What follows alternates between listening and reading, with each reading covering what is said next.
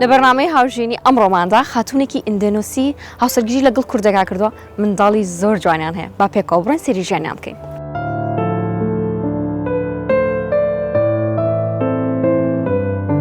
جوانی ئەحواڵە دەنگومەس چۆنە؟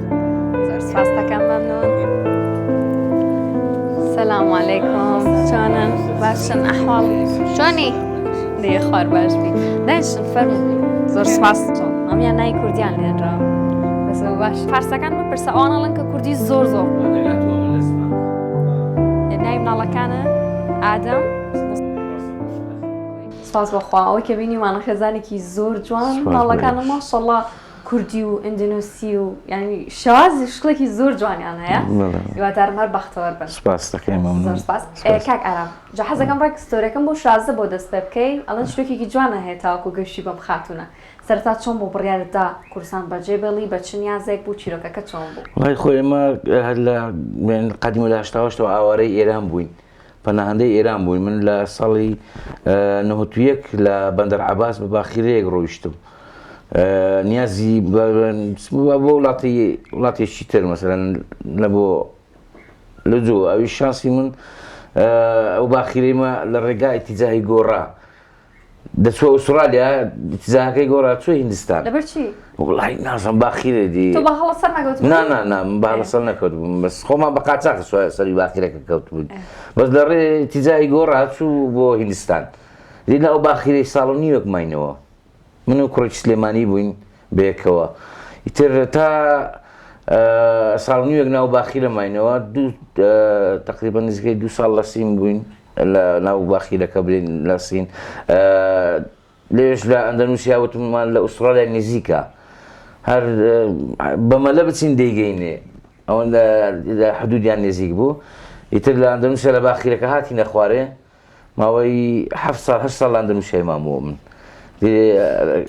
لەگەداشی کەژاڵیە لێ لێکترمان ناسی. ئەنی خۆت نەتەویست بچی بۆ وڵاتە؟ نا وەڵڵا بەس قەدەرەکە پەیوەندی بە قەدەرەوە هەیە ئەو ڕاستەکەشێت توی گەیان بۆ ئێرە چۆن بۆ کاتە بڕیارتدا کە وەڵڵاهی دیر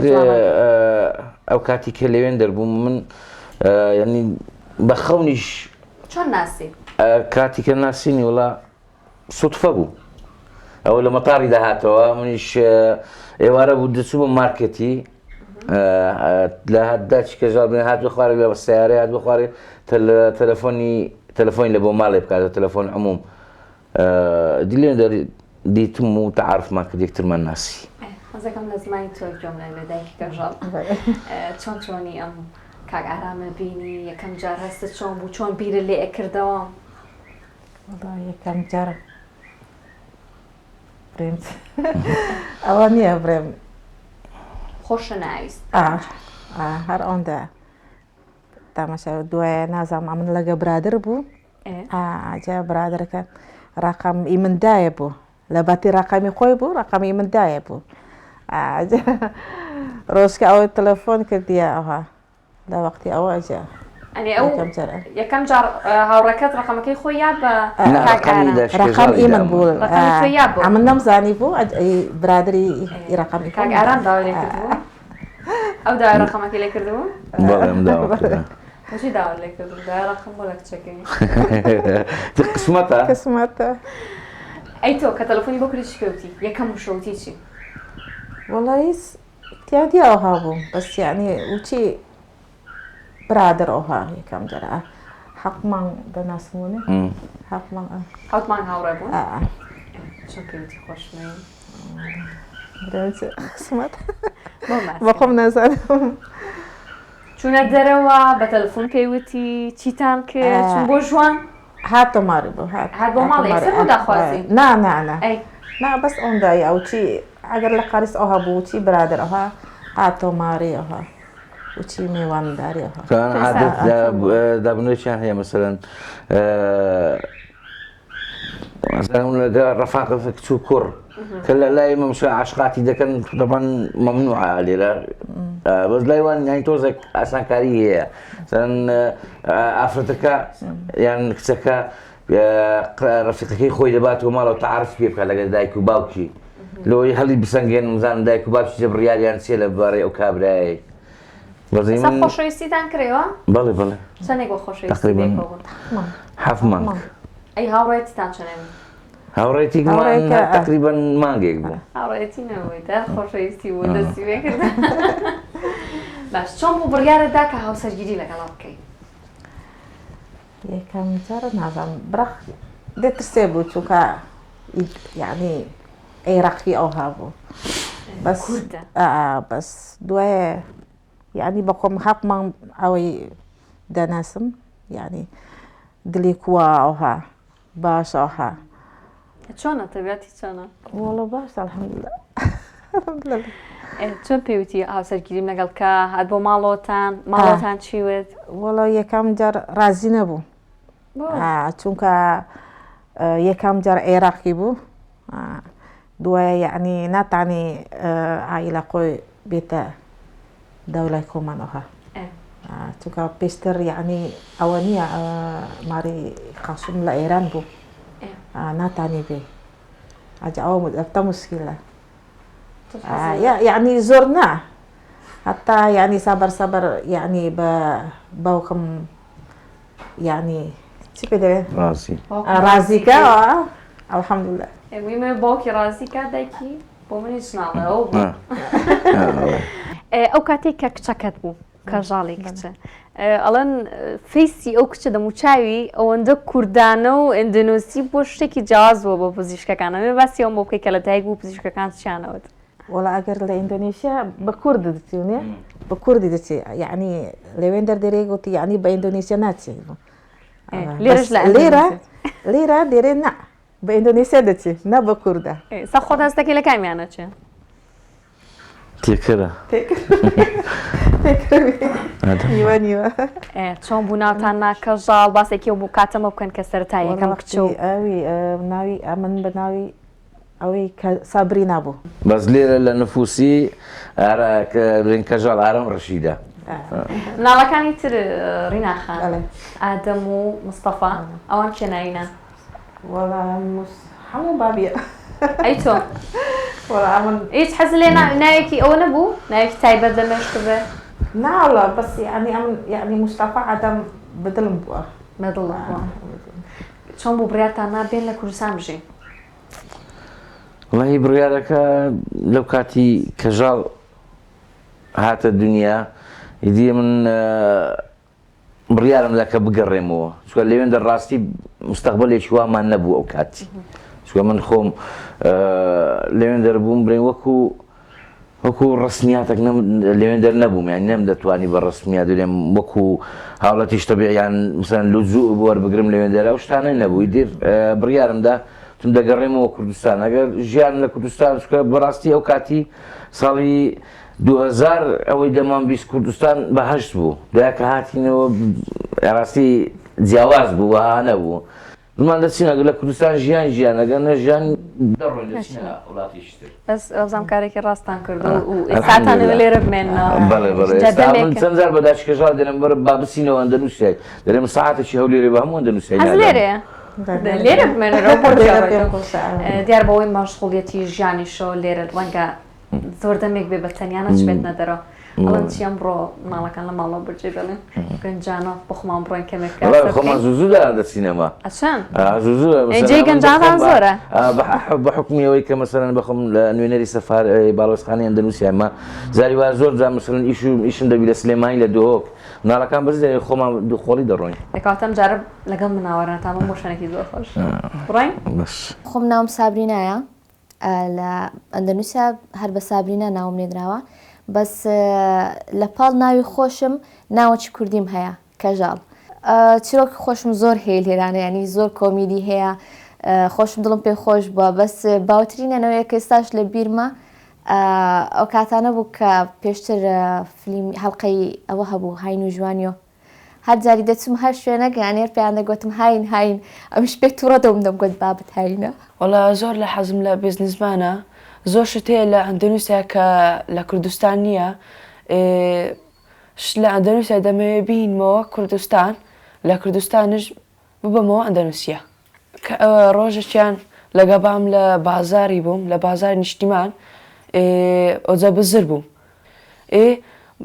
ئەم لە ئەمن و پۆلیسەکە لە دووبام دەگەڕین دا بام هاات گوتیەوە هەرتولۆ بزر بووی گوتم با بەتەم شاوانم دەکرد پۆلیسەکە دەیگۆ ئەوەی تووە بام دەیگۆ بەڵێ گوتیەوە بە تو ناچی گوتی کوڕی خۆمە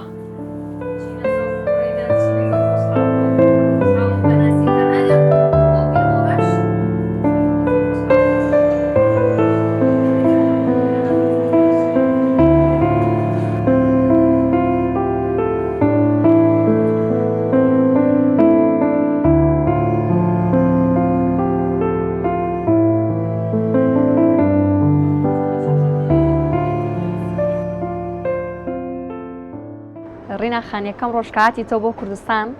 جۆکت بەلاوە چۆن بوو هەستە کرد شتێک زۆر جیاوازە لە وڵاتەکەی خۆت زۆر ناخۆشە بۆ ئێرە زۆر ناخۆشە یەکەم جارە یەکەم جار ناخۆش بوو بۆچی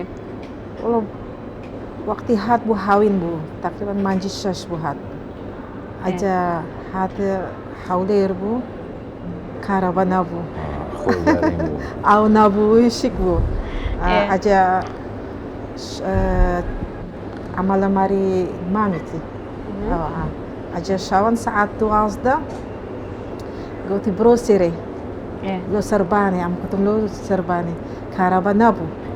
کارەبە برا سعات 12 بوو ئەجا گوتی ئەمە لە سەربانی بوونم گوتم کو دەبی لە سەربانی بوو لە سەربان خەوتن بەس یعنی یەکەم ڕۆژە یعنی ناتانم ئەوها هەر تەماشا ئاسمان دەکەم کو دەبی لێرە بنوم یعنی پێم ئانتیکاوە ئێستا بەلاتەوە چۆنە باشە بەس ئەلحەمدولیلا ئێستا لە کوردستان زیاتر حەزەکەی بژی یان لە ئەندەنۆسی نا لێرە لێرە دمێنیت زۆر باشە کاکارام باسی و کاتەم و کەسرتە هاتنە ئێرە چ شتێک بەلای تۆ و بەلای خەڵکی کوردستانەوە پێم وایە ستۆرێکی کورت هەیە لەسەر ساقی خاتوو بداتە برێ کاتینەوە کە ساڵی 2000 ینی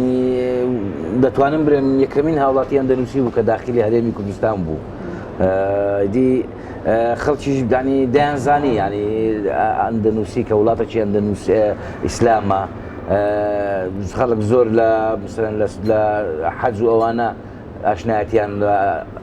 هاوڵاتی ئەندەنووسی پێیا کرد بوو دی لێرە ساڵی 2003 بۆ 2004 سیارەکەم کڕی دەبان ئەو کاتی ئافرەت نەبوو لە هەولێر یەکەم ئافرەت بوو کە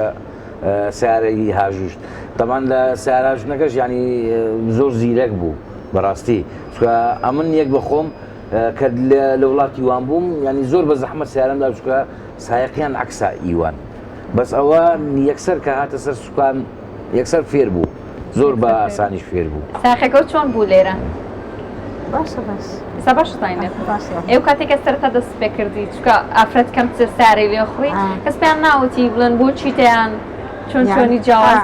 ئەمتکاو هەبوو تەماشا دەکاو هەبوو هەداش وەزبەشی هەبووە وەزبەی هەبوو جیرانەکانمان تەڵەبە بوون ڕۆژی سێ وەزە تەڵەبەیە بوو ینی جیرانەکانمان هەموو بە شەڕ داهاتن لەسەر ئەو دەیگوت ڕێناخان بە ئەمە هاتچۆ بەمە بکە و دەیگوت هەموو ساڵێ دی پێشەوەی مەکتەب ببێتەوە جیرانەکان هەموو داهاتن تەڵەبەی کچان زۆر ناچینە سایەقی پیاوە لەگە پیاوە یعنی ئیشێکی باشە لەگەڵ هاستە کوردستان ئیش دەستکەوت زۆر باشە کاکارام ستایلەکەم تەواوە دەنووسێتێ مۆزووی و جوانەی ئێوە چیەکە وەکو یەکتری وایە شتێکی تایبەت هەیە ئەوە شتێکی تایبەتی ئەوەیە برین قماشیان دەنووسێ پێی دەڵێن باتیک ینی سونەتیە ئەوە دی لە بۆ مثلەن لە بۆ بۆنە گشتیەکان بەکاری دێن ئەو دزکە لە بەردەکان بۆ بۆنەکانی مەسەلەن جێژنە و ڕۆژی ئیستیقلالی خۆیان مەسەلەن ئەو دزکانە لە بەردەکان شتێکی تایبەتە ڕەنگەکەی یاخود هەر ستایلەکەی ستایلەکەی وایە بەخۆی بانواعی هەیە ئەوە خۆی برێن وەکو بێن ئێستاوە دەرەجە دوو سەیەکەیە خۆی دەرەجەیەکەکەی زۆر زۆر گرانە یعنی خماشی لەوانەیە مەتری دەگاتە سێ وەرەقە چوار وەرەقا چکە هەمووی ئەو نەخشە هەمووی بەدەست دەکرێت هەمووی بەدەست بەقیڕە دەیکەن ئەنی شتێک زۆر نامۆیە جلی کوردیت هەیە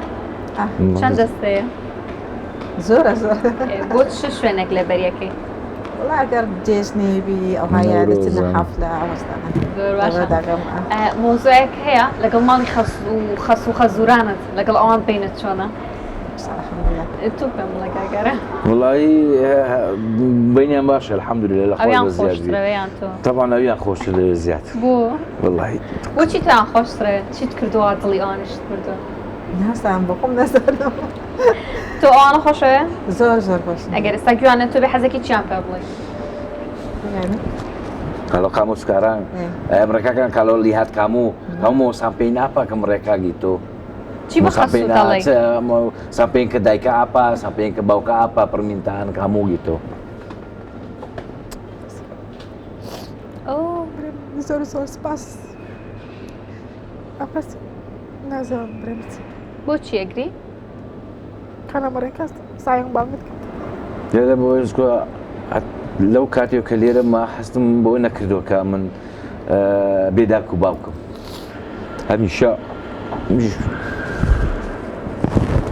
هەمیشە وایە هەست کردووە کە من سوکاری ناو کە سوکاری خۆم بۆچی تۆتان پڕ بوون ئەی بڵێ تۆ بەدڵ پڕ بوو ئەو خۆشەویستیە ئەکید بای ئەوە بووە کە ئێستا وای بکات تۆ بۆی بگری بەڵام گرنگەوەیە دڵنیامەوەی کە ئەمیش بای ئەو خۆشەویستی بە خەسوو بە خەزووری بۆ خێزانە بەخشیوە بۆی ئەوانیش بە هەمان شێوە کارزانیان بۆ شێوازەیە باشە تاو نابێ بگری تۆ بێ دڵە خۆش بێ کە خێزانێکی ئاوا باش لێرە لە کوردستان دووبارە شوێنی دایک و باوکیان بۆ گرتوویتەوە لەگەڵتان تووکە زۆر لە من باشە. لێتەوە مەگری باش کاگارم داوای لێبور نەکەم بەستم ئەوە نەبوو دیارە خۆشەویستیتان بۆ ئەو خێزانە هۆکاری ئەمەیە با بچین سەر مۆزوعێکی خۆش با ئیتەگریان بەزدە سەر و پێزانی ئێستا کەم کەمێکی بەزەی زانیت یاپراخ یاپرخ زۆر باشە دۆڵماقی لەگەڵ زمانی کوردیا چۆنی ئەوەی کە من تێبینم کە مناڵەکانت زۆر بە باشی کوردی قساکەن توش زۆر باشیت بەسەڵبەت وەکو ئەوانە ئەمێ بزانم سەرەتا کە فێری زمانی کوردی بووی چۆن بوو هەستەکرد قورسە ئاسانە وەڵا یەکەم جار لەگە عایلای یعنی پیاوەکەم بوو سابەر یعنی بە ئیشارات ئەوها چونکە ئەوە بخۆی فێری ناکە ئەوها دەرێ بخۆت دەبی فێر بکە خۆی حەزانەزانێ بەس یعنی عەزلێ بوو ئێستا تۆش خۆتی فێرتۆ کوردە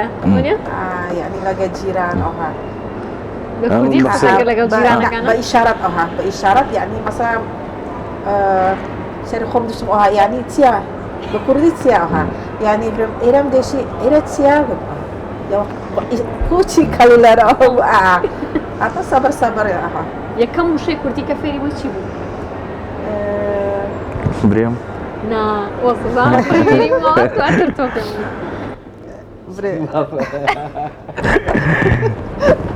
یەکەم وشەی کوردی کە فێری بوو چی بوو کاگەرە وەڵی بابە خۆی برێتن باشترە جوان زۆر یعنی لەگە اینجا با یعنی apa yang kamu belajar دێشیەوە ئازارم دێشی نانی خۆ نانی خۆ نانی خۆمەوە چی هەیەەوە برن هەندە خزم و کەسمان هەبوو لە مەسیف و کۆڕێەوانە لای ئەوان بووین ئەمە ڕاستی ڕۆژێ من کە بەیانیان دەچوومە ئیشێ خێزان بەتەنێ لە کۆڕێم بوو مارێک سەپورێکم و خزمەکان من لێوێن دەرن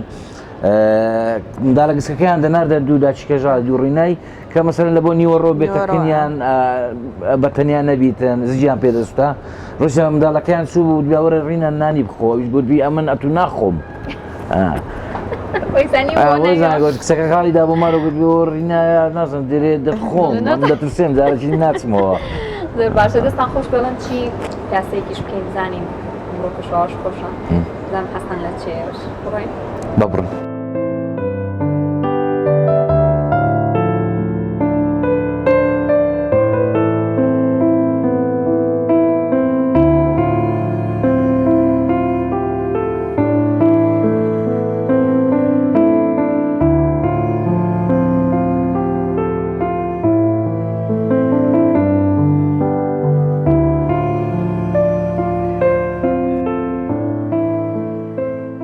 ڕینا کە تووڕابی چیەکەی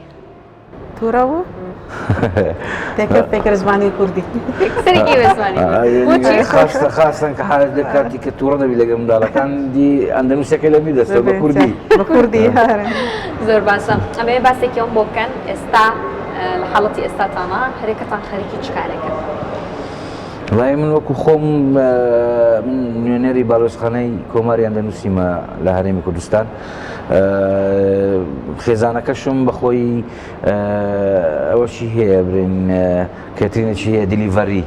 خواردنی ئەندەنووسی دروست دەکات لە بۆ ماڵم سەن دیلیڤەری دەنێری ئەندەنووسیەکان چ خواردنێکرد زۆرە زۆر نەیان چییە؟ هەیە مەسە باسۆ ماڵە خروپ و هەرچی سۆمای باسۆ ئستانە خەڵکی کورد حەزیان لەم خواردنانە هەیە؟ هەیە داوایەکەنیانی هەیە هەزلیە باشە کاکەڕە پلانتان چیە بۆ داهاتوو وان بۆ خۆتان هەم بۆ مناڵەکانیش وڵی پلانی داهاتوومان ئەوە لە مێژە حەزی لێ مەطعمێکی ئەندەنووسی لێرە لە هەولێر بکاتەوە ئینشاءڵڵا هەولی وەرەدامە من بە نسبەت خۆم منداڵەکانیش حەز دەکەم ینی ژیانێکی باشیان بۆ داوین بیتن و لەگەڵ یانەمە تا ئەو کاتی خوێندنیان تەواو دەکەن و ڕینا جوانترین یادگاریت لەگەڵ کاک ئارامان چیە؟ یادگاری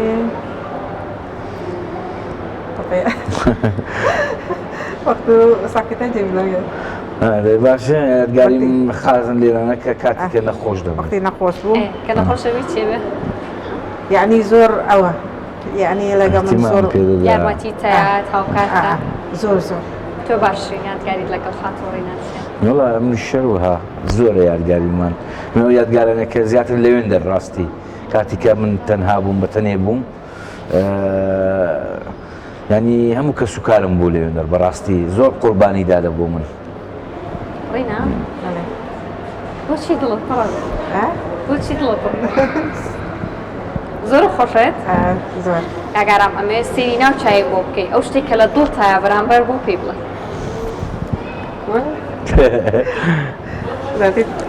لێکە کاتانیا بە کوردی تەماشای ناو چاوت کەم هەموو جوگا حەزەکەی چی پێ بڵێ کاگارام یا خۆشم دەوێت بەو بڵێ زۆر خۆشم دەوێت من دەماچێکی ناوچوانی چی بکە و تۆ چی پێڵێ ڕینە؟ زۆر خۆشم دێ بەستانم بۆ چی ئەکری؟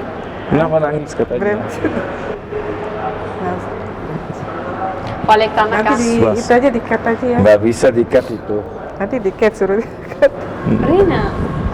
نەگری بڕێک عاتیفیە دیارە بەس دیارە هەڵبەت بە هۆکاریەوەی کە تۆی زۆر خۆشە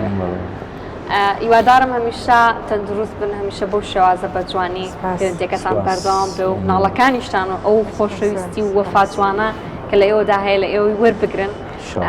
هەر بمێنن نمونەی جوانین بۆ شاری هەولێر بۆ هەرێمی کوردستان وەکو دەزانن کە خۆشەویستی سنووری نیە ئەمەش نمونەیەک بوو تاوەکو بەڕامێکی دیکە یاژانی خواتان لەگەڵ